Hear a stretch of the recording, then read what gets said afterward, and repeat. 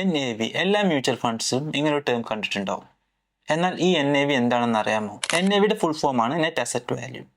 ഇതുകൊണ്ട് ഉദ്ദേശിക്കുന്നത് മ്യൂച്വൽ ഫണ്ടിന്റെ പെർ യൂണിറ്റ് പ്രൈസ് ആണ്. അതായത് നിങ്ങളൊരു മ്യൂച്വൽ ഫണ്ടിൽ ഇൻവെസ്റ്റ് ചെയ്യുമ്പോൾ ആ ഫണ്ടിന്റെ ഒരു യൂണിറ്റിന്റെ പ്രൈസിനെയാണ് NAV കൊണ്ട് ഉദ്ദേശിക്കുന്നത്. ഇത് സ്റ്റോക്ക് മാർക്കറ്റ് പെർഫോമൻസിനനുസരിച്ച് ദിവസവും മാറിക്കൊണ്ടിരിക്കും. ഇനി ഇതെങ്ങനെ കാൽക്കുലേറ്റ് ചെയ്യാമെന്ന് നോക്കാം. സ്റ്റോക്സ്, ബോൺസ് തുടങ്ങിയ ഫണ്ടിന്റെ total assets minus liabilities divided by total units ആണ് NAV.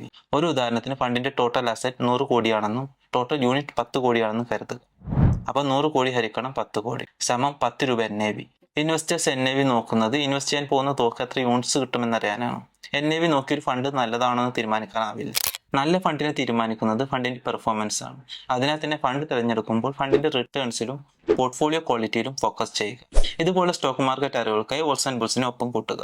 അതുപോലെ തന്നെ നിങ്ങൾ ഈ വീഡിയോ യൂട്യൂബിലല്ല കാണുന്നതെങ്കിൽ യൂട്യൂബിൽ പോയി ചാനൽ സബ്സ്ക്രൈബ് ചെയ്യുക.